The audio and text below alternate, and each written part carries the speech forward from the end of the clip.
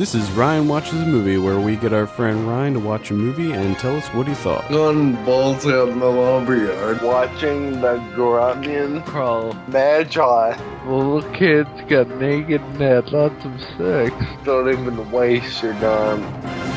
Hello and welcome to Ryan Watches a Movie, episode number 36. My name's Adam. Today I'm joined by Kevin. How are you, Kevin? I'm alright. Alright. And we're also joined by Ryan. How are you? I'm doing pretty good. Doing pretty good? What do we have you watch this week? 102 Dalmatians.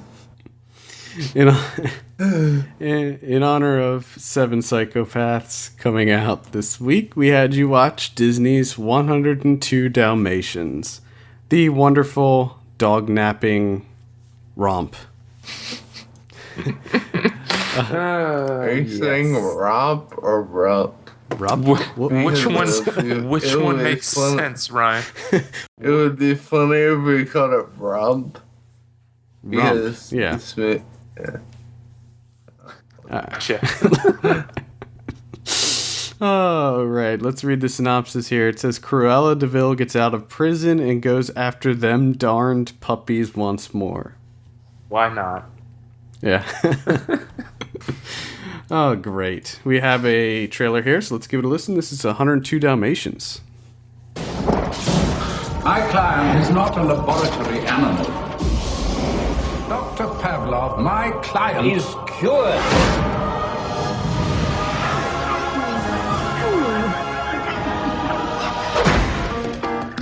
Thanks to the miraculous therapy of Dr. Pavlov, my client actually has an aversion to fur. No, get it away from me. Just this side of barking mad.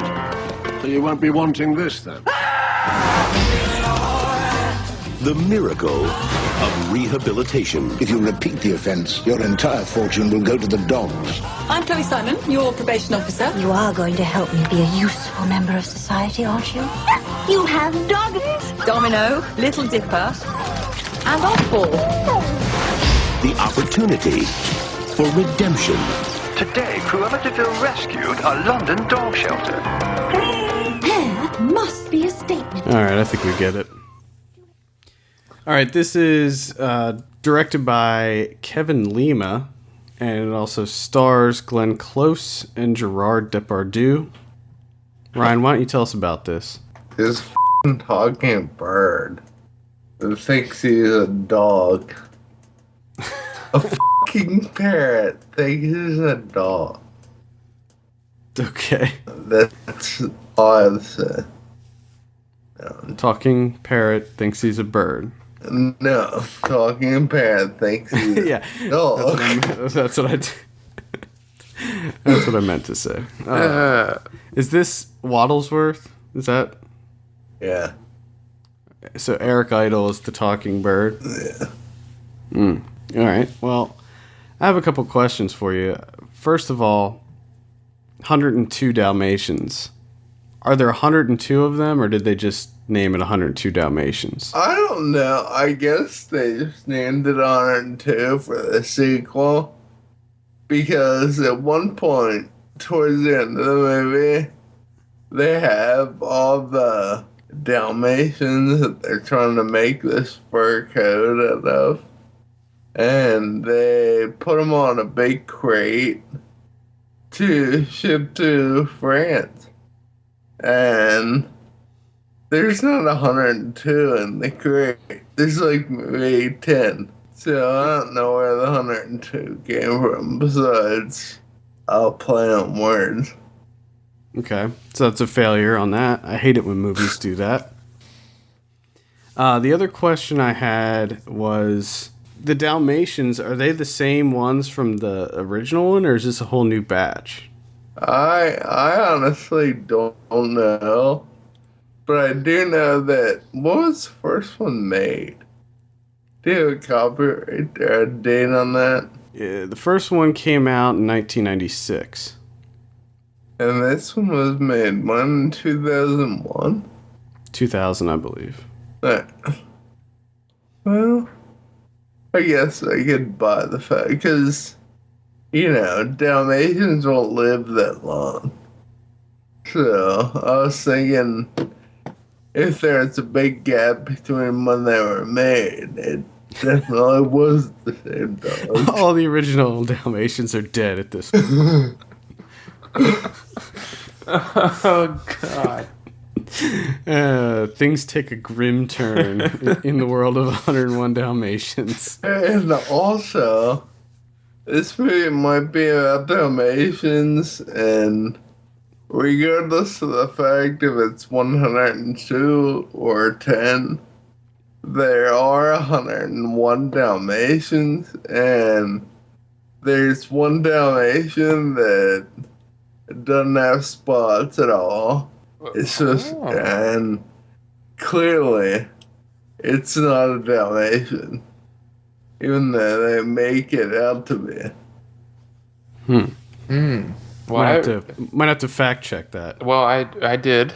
I read that it is a Dalmatian, and they actually had a team that had to remove the spots digitally from each frame. So that whole plan just backfired. Yeah, in your face. Wow, that seems like They actually tried to get other dogs, that were just pure white that looked like Dalmatians, but it didn't. And the dogs were like, "No, I can't do this right now." Okay, so let's just recap the plot. And here's what I take from the trailer. Cruella de Vil gets out of prison, and she went through some sort of crazy Clockwork Orange style brainwashing where she's afraid of dogs. And I did see that it's Dr. Pavlov. Dr. Pavlov. You see what they did there. Mm-hmm, Clever. Mm-hmm. Yes. So she gets out. She's afraid of dogs. Gerard Depardieu comes into play, right? And he's like some kind of criminal of some sort. He's like a fashion... Oh, yeah, fashion guy. Yeah, expert. Whatever the hell you want to call him. He's an asshole, I think. Gotcha. That is a long list of people that you think are assholes. I know. We got to start writing these down. Yeah, we got to start keeping tally of that. All right, so Gerard Depardieu comes into play, deprograms her, right? And then she goes and tries to kidnap more puppies. Well, apparently when she is at her probation officer's office, her probation officer is right in front of Big Ben, and Big Ben sounds off. And apparently the dinging makes her go crazy. And then she goes to Gerard Depardieu, and she's like, "I want to make this code of Dalmatians," which is, I mean, if you really think about it, this movie is for kids. And it's really fucked up. Yeah, it's extremely disgusting. They're making a code out of dogs. Not dogs, puppies. Yeah, puppies. Which kids love even more than dogs. Well, I mean, that was the plot of the first one, too. The original Disney cartoon. That's why she wanted them, right? She wanted to make a code out of them. Yeah, which is sort of odd because there's never been a code of Dalmatians. That's why. Ever. That's why she wanted to do it. Because she knew it'd be something special. Even though in this movie, she wears one of those coats before she even comes up with the idea to make one. So she already has a coat made of Dalmatians. She's just greedy too. It is a spotted coat. Okay. I see what's happening here. So she goes to Gerard Depardieu.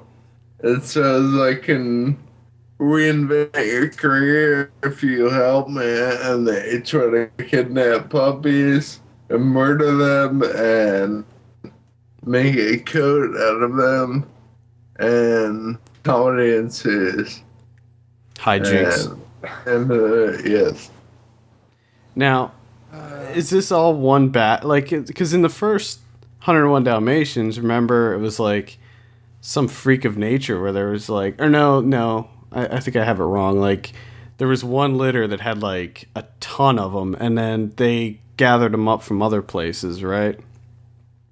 Wow, they gather them up, like 3 or 4 come from main chick, Chloe, who was also Krell's probation officer, and the rest Coincidence. Yeah, the rest come from wherever. It seems to me, if you're letting this lady out on probation, why would you pick a probation officer that owns Dalmatians? You know? Well, okay, I'll give you another coincidence. The dude in this movie, his name is Kevin, the main guy. And the way that Chloe meets him is Kevin works at a dog shelter, and which Cruella DeVille buys before she goes insane. But the other guy that works with Kevin is also on probation, and this Chloe chick is his probation officer as well. So wow. It's like all intermingled. Cyclical. Like a spider web. Spider web of Dalmatians. The complexities of 102 Dalmatians all boiling to the surface. Oh my goodness. So, the guy that plays Kevin is the same dude that was Mr. Fantastic in the Fantastic Four. Indeed. Let's talk about the director, Kevin Lima. This is, for once, this is actually a guy that made at least one other fairly big movie after this, and that was Enchanted, which I never saw. Have you guys seen Enchanted? No, and never will. No, I never will either. That's a musical, I believe. I think I might. Yeah, it's a Disney movie. I think I saw part of it on HBO once or something, and it was. Yeah, it looks like Kevin Lima worked for Disney. Yeah, a Goofy movie, Tarzan, 102 Dalmatians, and now it looks like he's doing Bollywood stuff. Apparently, his next is musical, and then a project in development is Monkeys of Bollywood, and he's doing the Candyland movie. Maybe it says Candyland. I don't know if that's making a movie about Candyland. Yeah, you're damn right, buddy. It's I think Adam Sandler was attached to that. Yeah. I'm wondering if he's the director though. I don't know. He's making a comeback. Oh boy, Kevin Lima coming back strong. Oh, and one more thing to add to the spider web of stories. Cruella, when she is transformed into like a normal person by Dr. Pavlov, her name becomes Ella. Ella DeVille. She later becomes Cruella. When she becomes a bitch. Whoa. But when she's not a bitch, her name is Ella. When she goes back to being cruel. Yeah. So is there like a sort of like a split personality thing going on here? Kinda, yeah. This movie seems really complex, the way you're describing it. Very psychological from the sounds of it. It sounds like they really delve deep into the inner workings of the human mind. Yes. Aren't Disney movies, like, aren't some of them, like, real twisted? If you actually they're all twisted if you think about them. This one's about murdering puppies. Yeah, I mean, I just got home from seeing Frankenweenie, and that definitely has some twisted shit in it. So, I mean, any Disney movie you can pick apart and say, oh, well, that's kind of I mean, they're pretty messed up if you do think about them too much. But that's the thing.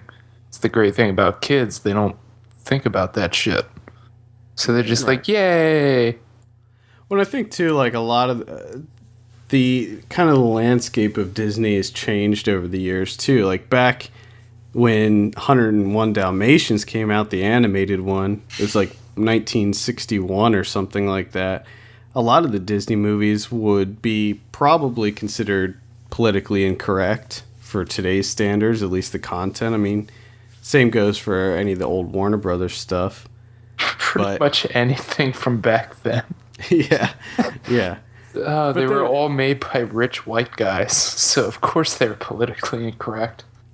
Yeah, and you look at them now, for the most part, like, just thinking about a lot of the Pixar stuff, there's still adult themes in those, but they do it in a way that can appeal to adults and at the same time appeal to kids too. I think that they do a better job of it nowadays. Yeah, I mean, they don't really make any movies nowadays where the plot line is a woman trying to murder numerous puppies and then wear their skin.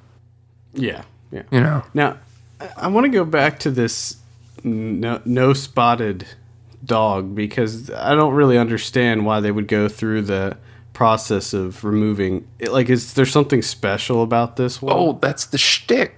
And He's like, he becomes like the leader, sort of.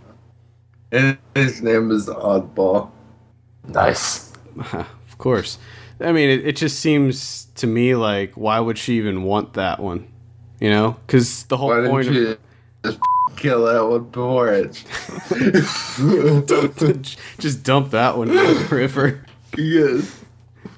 Yeah, I don't understand, because the whole point is for her to make a spotted coat. And if you have a dog that doesn't have spots, that defeats the purpose. Correct. Also, I keep thinking of this stuff. Towards the end of the movie, when Cruella de Vil are in a quote-unquote fight, they're in like this old-time bakery, and she hits a power button and turns the bakery on, and she gets pushed into this big vat and like gets baking soda and sugar and all that like all around there, and now eventually she gets baked into a cake, but she goes into an oven, like a full-size walk-in oven. She goes in there and comes out unburnt on anything. She's just inside of a cake. Wow. Yeah. The innards of the cake must have protected her, insulated her. That's... Imagine what that cake does to your stomach. Oh, man. I was going to say something and I forgot, because you talked about the cake, and now I'm fixated on the thought of Glenn Close being baked into a cake. Sounds like a depressing bachelor party. Here we go, guys. Here's the cake. Oh, it's Glenn Close popping out of the cake. Oh no. It sounds awful. I do want to mention that this was, believe it or not, it was nominated for an Oscar. What? For what?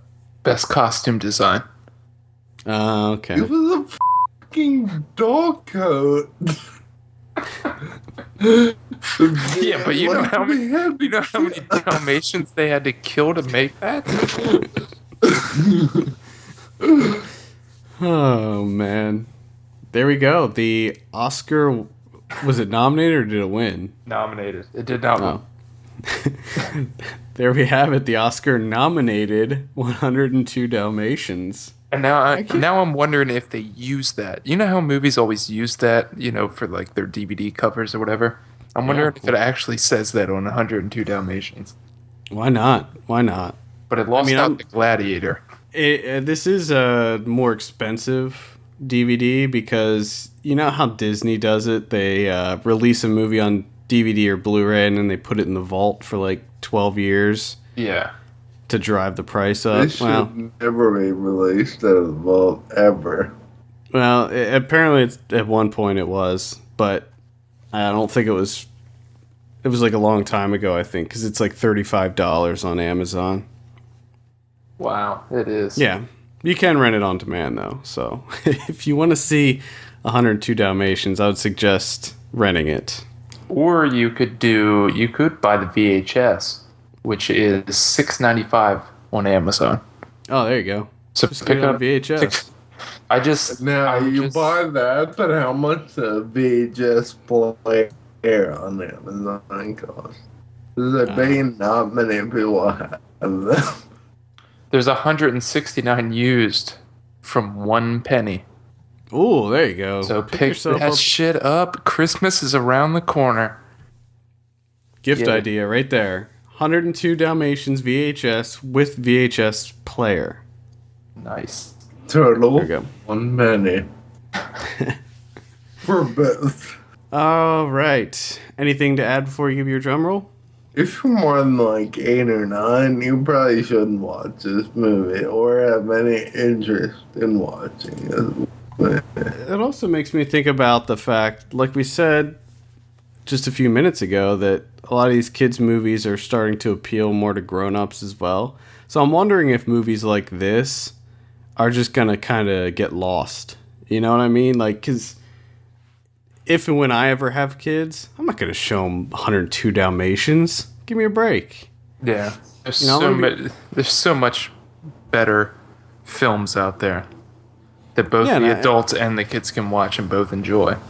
And I remember when I was a kid and I'd want to watch kids' movies like this, my parents would have to suffer through them. Like, just be like, "Ugh, you want to watch that again? Are you kidding me?"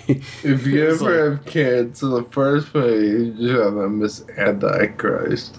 Antichrist. It's all downhill from this. I think I've already decided it's going to be Apocalypse Now. It's going to be the first movie I show my kids. So here you go. This is life. I'm just imagining you when your kid turns like 5 or 6 and be like, yes, tonight is a movie marathon. And it's just going to be Apocalypse Now, Antichrist, and just numerous terrible, terrible movies the kids should never watch. I can just imagine my kid sitting Indian style in front of the TV with tears streaming down his face. Oh, that's awful. All right.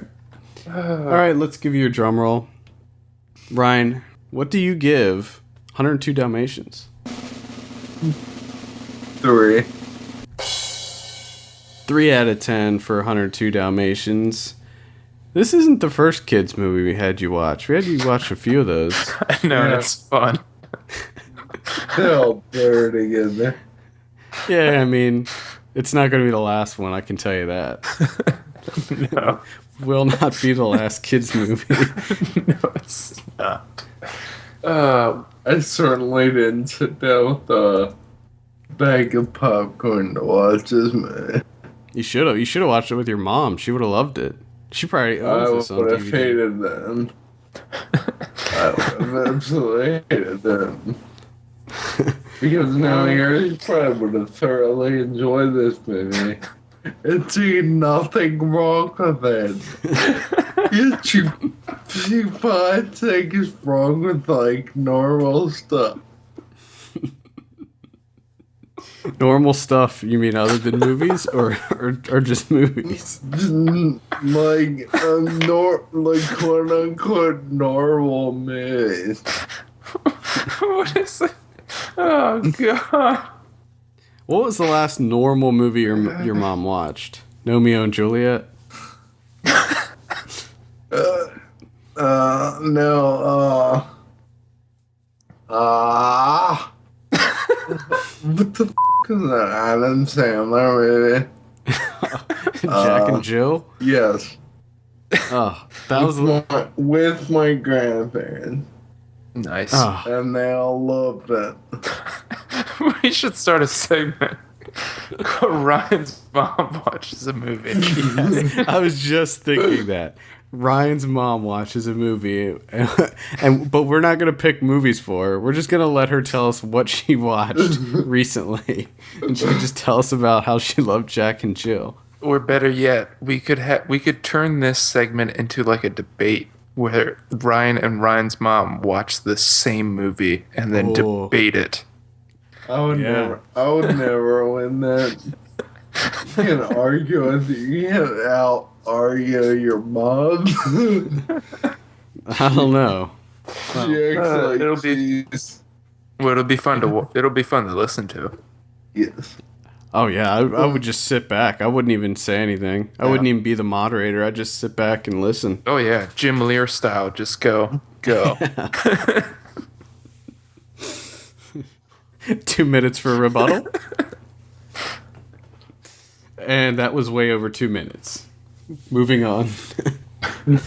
Okay, well, I think that wraps it up. For all the latest film news and reviews, visit us at filmpulse.net. We want to hear your feedback. Send us an email at feedback@filmpulse.net or call our voicemail line at 850-391-6071. Also, please take a minute to rate us on iTunes. We appreciate that greatly. Filmpulse.net. My name is Adam. I'm Kevin. And I'm And we will see you on Monday for our feature reviews of Argo and Seven Psychopaths. Later.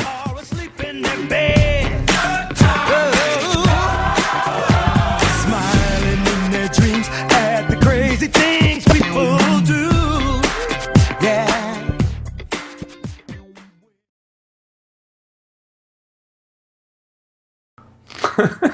You want to try that again? No, I like that one. It was it was keeping it in the whole Jim Lear line. Just very quietly. Didn't want to interrupt anyone. Oh my.